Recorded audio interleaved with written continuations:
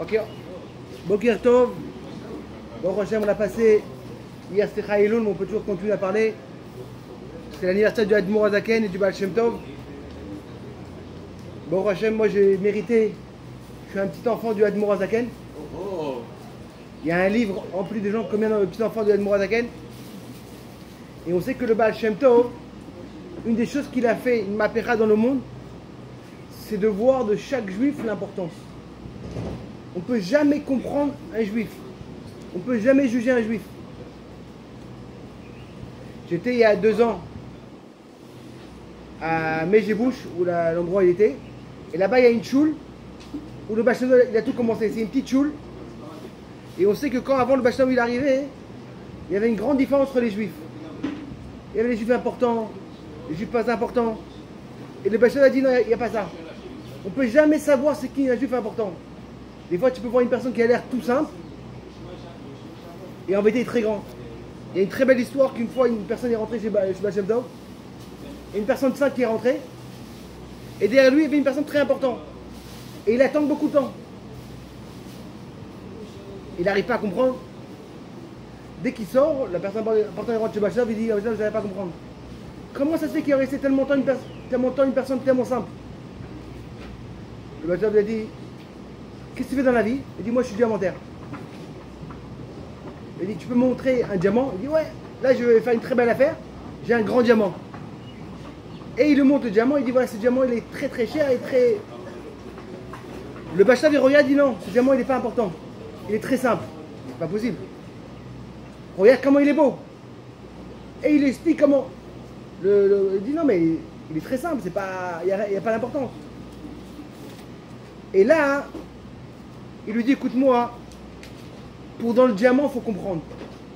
Si tu ne comprends pas dans le diamant, tu ne peux pas comprendre c'est quoi la valeur. Le Baal Shem Tov, il a regardé la même chose. Pour comprendre, pour un juif, pour les Shemot, il faut comprendre.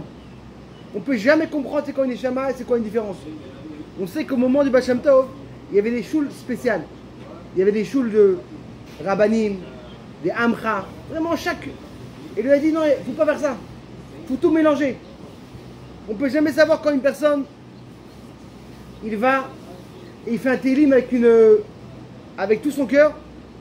Et bon, Hachem, on voit le travail qu'il a fait de faire entrer. Il est parti de village en village et de faire le travail et de faire entrer. Le Union de Vatican, c'était de faire entrer en vérité quoi? La Simra dans le Union de quoi dans Avodat Hashem. De ne pas faire Stam le Avodat Hashem. On sait que quand il y a la Simra, tout a l'air différemment. On voit comment l'importance de faire quelque chose enthousiaste. Il y avait une fois une personne qui est venue chez un Rav, il a dit, Rav, j'arrive pas à comprendre. Je fais tous les mitzvot, malheureusement mon fils il a quitté la Torah mitzvot. Le Rav a dit, mais est-ce que tu fais avec une enthousiaste, avec une Simra? Il dit non. Et mitzvot, tu fais le Shabbat, tu es rapide et tout. C'est le problème. L'importance en vérité de quoi? De faire l'enthousiasme avec une Simra. Où tu mets ta tête? Où tu mets ta Simra? Bon, Hachem, on va faire le shiur pour B'ezrat Hashem, Refoua Shlema du soldat, que tout le monde prie pour lui. Mais une des choses qu'on voit dans l'âme Israël, en Israël, toujours malheureusement des problèmes. Malheureusement, c'est qu'on voit que tout le temps il y a des difficultés. Et quand même nos méchanés, comment on aime l'amour d'Israël et comment on veut rester. Et là, on peut connecter avec quoi? Avec la Shemitah. Que la Shemitah, il n'y a qu'en Eretz Israël. Et un petit peu comprendre le sujet de la Shemitah, que ça arrive quoi? Une fois chaque 7 ans. Et c'est dans quelques semaines ça va commencer. La Torah te dit comme ça. Une fois par 7 ans, tu vas arrêter de travailler. Mais là, il faut comprendre une chose. Une personne dans la vie, qu'est-ce qu'il a? En général, tout qu'est-ce qu'on a dans la vie, ça tourne un petit peu autour de la parasite et de l'argent. On se lève, on va travailler, on va... En général, chaque personne. Imaginez-vous que la Torah te dit, une fois par année, une fois par 7 ans, tu arrêtes ton travail. Il faut comprendre qu'à la base, on était tous, en Israël, tout le monde travaillait dans le champ. Il n'y avait pas de travail. Il n'y avait pas être high-tech. C'est quoi en vérité la Torah te demande la Shemitah? Un petit peu comprendre. De venir, de fermer ton travail pendant un an. Une des choses qu'on voit qui est spéciale dans la Shemitah, que la Shemitah est seulement en Eretz Israël. Et si une personne vit en Chutz La'aretz, pourquoi la Shemitah va être seulement en Eretz Israël et pas aussi en Chutz La'aretz? Et là on va un petit peu quoi hein? On va un petit peu expliquer tout le code de la Shemitah. Le Khatam Sofer, il nous rapporte, c'est quoi en vérité la force de la Shemitah? J'ai pas vu écrit dans le Khatam Sofer, mais quelqu'un l'a emmené dans quelques livres. C'est la force en vérité que la Torah elle émette. La Torah peut être émette grâce à la Shemitah. Pourquoi? Parce qu'en vérité, une personne peut se dire, écoute-moi, je fais un grand Mesorot Nefesh. Shabbat, je fais mon business. Des fois, c'est très dur. Hein. Nous, Baruch Hashem en Israël, c'est plus facile. Mais les gens, pour eux, Shabbat, fermer le business. Manger kasher. Se marier avec une juive. Et il y a tellement de mitzvot que des fois, pour nous, Baruch Hashem, on est habitué. Mais pour les gens, pour eux, c'est... Et peut-être que c'est pas vrai la Torah. Parce que tu sais, Moshe Rabbeinu, c'était un bon vendeur. Comment on dit ça en français? Créatif et très... Il est parti dans Imara, il est rentré. Et il a écrit pendant les 5 livres de la Torah, 613 mitzvot. Et il a vendu aux gens. Il était tellement un bon créateur, tout le monde l'a cru. Comment tu peux avoir une preuve qu'en vérité la Torah est vraie? Une personne est tellement macrée dans sa vie. Ok, on te dit Gan Eden. Là, tout le monde l'a vu. Il dit le Khatam Sofer, ça c'est la Ochacha que la Torah l'émette. Aucune religion, elle nous rapporte le nom de Shemitah. Aucune religion va dire, écoute-moi, ferme ton business pendant un an. C'est trop grand. Et pas plus que la Torah te dit, ferme ton business pendant un an. Elle dit, ne t'inquiète pas, tu auras assez d'argent. Comment une personne peut demander un truc comme ça? Il te dit, le Khatam Sofer, ça c'est la Ochacha que la Torah l'émette. Une personne qui est Bassar Vedam, il ne pourra jamais demander un truc comme ça. C'est pas cher. C'est trop grand. Tu ne peux pas dire à une personne, écoute-moi, fais un tournée pendant un an, ne t'inquiète pas. Quand la Torah te dit ça en vérité, c'est-à-dire qu'en vérité, c'est sûr que la Torah, elle est émette. Il n'y a aucun doute. Il y avait une fois un Reklaï en Israël qui n'était pas religieux, mais il a commencé à prendre sur lui de faire un petit peu la Shemitah. Maintenant, aujourd'hui, il y a beaucoup de sortes de Shemitah. Il y a beaucoup. Il y a été un Mechira, il y a l'union de Beddin, il y a beaucoup de Sougim. Il a commencé à prendre sur lui la Shemitah. Lui, il avait quoi? Il avait des raisins. Et tout le monde a dit, écoute-moi, c'est pas possible. Comment tu vas faire? Il dit, moi, je vais essayer une fois. Je vois vraiment ce que ça marche. Il est parti. Il a pris les raisins. Il a fait son vin. Cette année, il a tout fermé. Il est parti apprendre la Torah. Tout le monde dit, mais écoute-moi, comment tu auras la parnassa? La 7e année, il ouvre son équerre et il voit une odeur incroyable. Comme lui, c'était une personne qui buvait le vin, il a dit, il a pris ce vin-là et il raconte qu'il a envoyé en Chutz La'aretz. Il était tellement beau le vin qu'il a reçu une médaille une médaille d'or. Et là, il a vu en vérité c'est quoi la force de la Shemitah. C'est-à-dire qu'en vérité, le Khatam Sofer qui nous dit quoi hein? Une personne normale, il ne pourra jamais prendre sur lui une décision comme ça. C'est pas possible. La Torah te dit qu'en vérité, et ça c'est un bord qui est magnifique, c'est que quand la Shemitah, on parle de la Shemitah dans la Torah, on nous parle de tous les détails. Et la Torah dit comme ça, la même chose qu'il y a tous les détails dans la Shemitah, la même chose toutes les mitzvot, il y avait aussi tous les détails. Et Khalak te demande, Pourquoi la Torah elle a choisi d'Afka, la Shemitah, pour te dire? Et pourquoi pas une autre mitzvah? Il y a tellement de mitzvahs qu'on peut faire les détails. Je sais pas, une mitzvah de Mila. Il dit c'est parce qu'en vérité c'est connecté avec le Khatam Sofer. La plus grande raya que l'Ar Sinaï, c'est la Shemitah. Et pour ça la Torah te dit écoute-moi, je vais te donner tous les détails. Tous les détails. Pour te dire qu'on mettait la même chose que tous les détails qui étaient l'Ar Sinaï. Et la mitzvah de Shemitah, c'est une mitzvah de quoi? C'est obligé que c'est Dieu qui a donné. Parce que personne n'aurait pris sur lui de prendre la Chayot. La même chose. La même chose en vérité, on va te dire que toutes les mitzvot, c'est une preuve qui vient du code de Har Sinaï. Et maintenant la question qui se demande, pourquoi arrêter une fois par année? Okay. Shabbat, je peux comprendre. Les gens, ils ont fait un mercar en Erzad Abrit, en Amérique. À l'époque, les gens ils croyaient, si tu gagnes par jour 100 €, si tu travailles pendant 7 jours, tu gagnes 700 €. Si tu travailles 5 jours, tu vas gagner 500 €. Automatiquement, quand tu travailles moins de jours, tu gagnes moins. Ils ont fait une recherche en Amérique, ils ont remarqué que c'est différent. Les gens qui travaillent 5 jours, mais fort, ils gagnent beaucoup plus. C'est pas que quand une personne va travailler pendant 12-13 heures par jour, il va gagner plus. Quand une personne va travailler pendant 8-9 heures, mais concentré, il va gagner plus qu'une personne qui va travailler 12 heures. C'est-à-dire qu'en vérité, quand Dieu l'a dit de faire un quoi de Shabbat, au début, je n'ai pas compris. Après, Baruch Hashem, tout le monde l'a fait comme nous. Mais à la base, le monde était fou. Pendant une journée, pas. Mais pendant un an de ne pas travailler. Quand on ouvre les livres de la Torah, on voit l'histoire d'Abraham Avinu. Abraham Avinu, il n'était pas pauvre. On voit que Baruch Hashem, il avait une grande hatzlacha, il avait des brebis.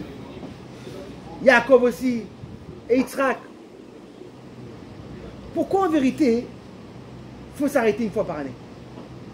Pourquoi Dieu demande ça? Quoi, les gens ils vont avoir la pauvreté? On sait que dans la paracha de chez nous, Kitavo et Haaretz, Bayo Kitavo et Haaretz, Hachem noten lecha, Nachala, Verishta veshavtaba. Velakachta merishit pri Adama, Hachem tavi mertzecha. Tu vas prendre les premiers, la Bikurim. La première fois qu'on a fait la Shemitah, c'était quoi après 20 ans? 7 ans, on a fait la Yerusha. Une chose qu'on voit qu'en vérité, qui est en Eretz Red, c'est quoi? C'est les Bikurim. Imaginez-vous qu'une personne, il travaille dur, et Baruch Hashem, il a des fruits magnifiques. La chose qu'il veut faire en vérité, il veut rester dans son champ et de continuer à travailler. Après, on dit non. Arrête-toi, tu as tout arrêté. Et tu vas faire quoi? Tu vas monter les premiers fruits en Eretz Red. Mais non, c'est pas comme aujourd'hui. Si une personne habite à Tzfat, imaginez-vous combien de temps on va prendre pour arriver à Yerushalayim. Arriver à Yerushalayim, le temps de venir. Pourquoi en vérité, la Torah, en vérité, elle nous dit, le lien de quoi de Bikurim, de quoi de direct dans mes retraites. Et si une personne va venir après, mets de côté, donnez. Et là, en vérité, on va comprendre le lien en vérité. C'est que il y avait une fois une rue à Manhattan qu'une personne s'est appartenu. Il avait c'est une rue qui appartient à lui avec sa maison. Maintenant, c'est une rue qui est très, très principale. En l'état, elle est venue, elle dit écoute-moi, on est obligé d'ouvrir cette rue-là. Pour passer d'un côté à l'autre côté. Il a dit écoutez-moi, je suis prêt à donner toute l'année. Mais une journée par année, je veux qu'on la ferme. Pour que tout le monde sache que c'est ma rue à moi. Et en vérité, c'est ça qu'on dit en vérité, la Torah te dit. La Shemitah. Dieu va te dire écoute-moi. La Torah te dit que tu vas travailler 6 jours. Et c'est le tu vas te reposer. Mais des fois, on peut oublier, on croit que toute la parnassa et toute la Korah vient de nous-mêmes. Otsem Korah n'a dit, tout vient de moi. Qu'est-ce que la Torah te dit? tu vas faire ton business. Tu vas fermer Shabbat. Tu vas fermer la Shemitah. Pour montrer en vérité, c'est qui donne la parnassa? C'est Hachem. Cette émouna qui vient. C'est vrai que c'est très dur. Mais quand tu fermes à la Shemitah, en vérité, tu montres de quoi que c'est quoi ta vraie émouna. Aujourd'hui, la Shemitah, le Rov HaPoskim, elle est quoi? Des Rabbanan. Parce qu'en vérité, quand la Shemitah elle est d'Oraita, c'est quand que tout l'âme Israël, il est en Eretz Israël. Sinon, c'est quoi des Rabbanan? C'est ça qu'on est un petit peu plus méquille. C'est-à-dire qu'en vérité, ça c'est le quoi en vérité de la Shemitah, de la Emouna. La même chose qu'on voit avec le Shabbat. La même chose qu'on voit. Tu veux parler aussi quoi du Admor Zaken? Comme je vous ai dit, c'est quoi? C'est l'anniversaire. Comme moi, j'ai mérité d'être le petit enfant. Hein. Quand la Russie elle est tombée, alors mon père a tout de suite voyagé en Russie, en Ukraine. Et quand il est arrivé là-bas, hein, ils ont cherché le Kila de Mozaken, moi ils l'ont trouvé. Il était vraiment tout le bâtiment était cassé. Et là-bas, il y avait, pas loin du Kila, il y avait une maison. Et le village, il est à peu près, je sais pas, à 10 minutes. Quand ils sont arrivés là-bas, ils ont trouvé un gars qui avait une petite maisonnette. On écoute-moi, on veut louer ta maison pour faire une séouda. Il a dit, ok. Il y a 25 ans, là-bas, il y avait la pauvreté complètement. Il a donné $50, il était content pour lui, c'était une somme énorme. Et ils ont fait la séouda et tout. Il y avait à peu près 70 personnes, tellement grande simra, qu'ils ont dansé, que les fenêtres sont cassées. Et il était très froid dehors. Et le gars était une pièce à côté. Et il rentre. Il dit, pas possible. Vous n'avez pas honte? Moi, je vous donne mon appartement en location. Et ça que vous faites, vous me cassez mes fenêtres. Et mon père a dit, écoute-moi, il y avait une personne qui parlait en russe. Il dit, viens.